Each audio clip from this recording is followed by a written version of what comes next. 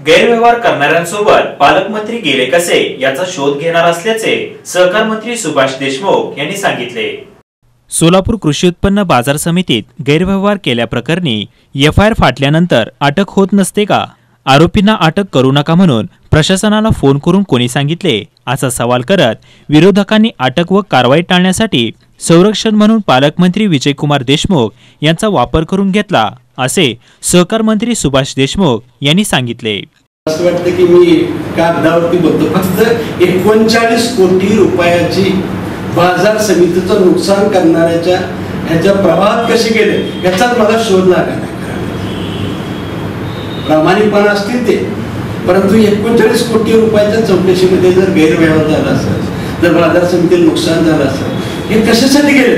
माझा दावा आहे समोरच्याने केवळ पालकमंत्र्याचा या संरक्षणासाठी उपयोग करून एक गोष्ट आहे, कोणतेही शासनाचे पैसे सहकारी बँकेमध्ये ठेवू नयेत असे संकेत आहेत, परंतु सत्तेचा दुरुपयोग कसा करायचा हे ज्वलंत उदाहरण आहे। वास्तविक ते सभापती इकडे आहेत, तरी त्यांच्या बँकेत पैसे ठेवायला नको होते, ठेवले काय छलक आहेत। खरं म्हणजे समजा 1 दिवसापासून ते 90 दिवसापर्यंत व्याज 7% असेल, बरोबर? 1 दिवसापासून ते 90 दिवसाचं व्याज 7% असेल, तर छलाकी काय केल्या? 1 दिवस म्हणजे 30 दिवसात ते 90 दिवसाचं व्याज 7% असेल आणि त्याच्यापेक्षा 90 ते 180 दिवसाचं 9% असेल। छलाकी कशी केली आहे की 1 दिवस कमी केलाय आणि 2% वाचवलं, 1 दिवस कमी केलेला आहे त्याच्यात। मला असं वाटतं की ही चलाकी आहे। बाजार समितीचं नुकसान होऊन माझ्या बँकेत कसा फायदा मिळेल ही चलाकी केलेली आहे ती, आणि त्यांनी मला सांगावं। मला तर उलट आव्हान आहे ते की बाजार समितीच्या वरती कारवाई करावी, कोर्टात जावं, नुकसान झालेलं दाखवावं, खरोखरच कौतुक करावं। मुख्यमंत्री देवेंद्र फडणवीस अशा गोष्टींना कधीच परवानगी देणार नाहीत। जर परवानगी दिली असेल तर त्यांनी बाजार समितीच्या सभापती पदाची संधी भाजपच्या कार्यकर्त्याला द्यावी असे खुले आव्हानही त्यांनी दिले आहे। मला असं वाटतं की खरं बोलायचं म्हटलं तर मुख्यमंत्री आव्हान आहे माझं, मुख्यमंत्री असं कधीच करू शकत नाही, परंतु विरोधकाला खोटं बोलून रेटायचं खूप सवय लागली। मगाची सभागृहात जे आक्रमक झालं म्हणतो ना, हे असंच आहे। माझं आव्हान आहे, मुख्यमंत्री एकदाही असलं कधी बोलणार नाही, कारण मुख्यमंत्री म्हणजे एका विचारसरणीचे घडवलेले आहे, ते असल्या टोळकीत कधीच त्यांना सहकार्य करावं नाही।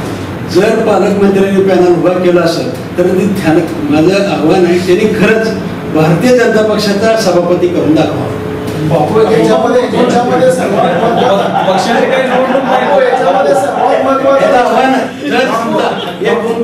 मुख्यमंत्र्यांनी सपोर्ट केलाय आणि पालकमंत्र्यांच्या नेतृत्वाखाली जर लढत असतील हे जर मान्य असेल तर माझं आव्हान आहे की त्यांनी भारतीय जनता पक्षाचा अध्यक्ष करून सभापती करून दाखवा। मी मान्य करतो, मग मुख्यमंत्र्यांनी सांगितलंय आणि पालकमंत्र्यांचा पॅनल आहे म्हणून। मंत्रिपदाची 2 वर्षे पूर्ण झाल्यानिमित्त आज सोलापूर श्रमिक पत्रकार संघात झालेल्या वार्तालापमध्ये ते बोलत होते। सहकार मंत्री देशमुख म्हणाले की ज्यांनी बाजार समितीचे 39 कोटी रुपयांचे नुकसान केले आहे त्यांच्यासोबत पालकमंत्री देशमुख गेले कसे याचा मला शोध घ्यायचा आहे। आम्ही आमच्या पॅनलमधून भाजपच्या सर्वसामान्य कार्यकर्त्यांना संधी दिली, समोरच्या पॅनलमध्ये मात्र संपलेले सर्व नेते एकत्रित आले। आपल्या अस्तित्वाची ही लढाई असल्याचे समजून त्यांनी ही निवडणूक लढवली। गेले अनेक वर्षापासून साप मुंगसासारखी एक भूमिका वागली, साप मुंगसासारखी वागली, आणि हे सगळे एकत्र आले माझ्या भारतीय जनता पक्षाच्या सामान्य कार्यकर्त्याची विरोधात। मला असं वाटतं की तो माझा विजय आहे। पहिला विजय कोणता आहे माझा? शेतकऱ्याला मतदानाचा अधिकार दिलाय, हा माझा विजय आहे। विचारधारा वेगवेगळी असू शकते, मी असं म्हणत नाही की बाबा मतदानाचा अधिकार दिलाय म्हणजे 100% त्याला मतदान करा, विचारधारा आहे त्यांची वेगळं।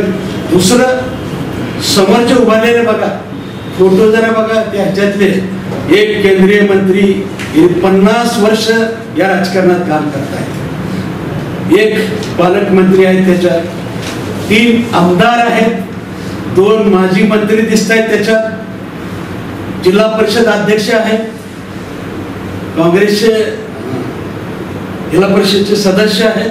अरे काय ताकद आहे तुमची.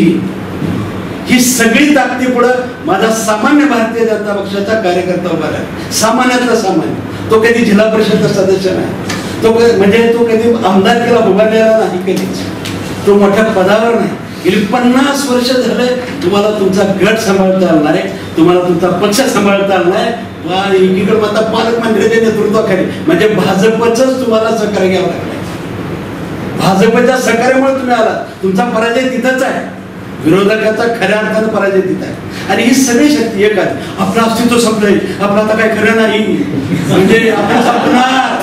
अरे संपलेलाच आहात. आता आव्हान आहे पुढच्या काळामध्ये. प्रत्येक निवडणुकीचे संदर्भ वेगळे असतात. त्यामुळे या निवडणुकीचा कसलाही परिणाम भविष्यात होणाऱ्या निवडणुकांवर होणार नाही.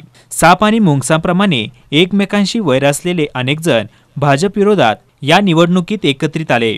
त्यातच आपला विजय असल्याचा दावाही सहकार मंत्री देशमुख यांनी केला.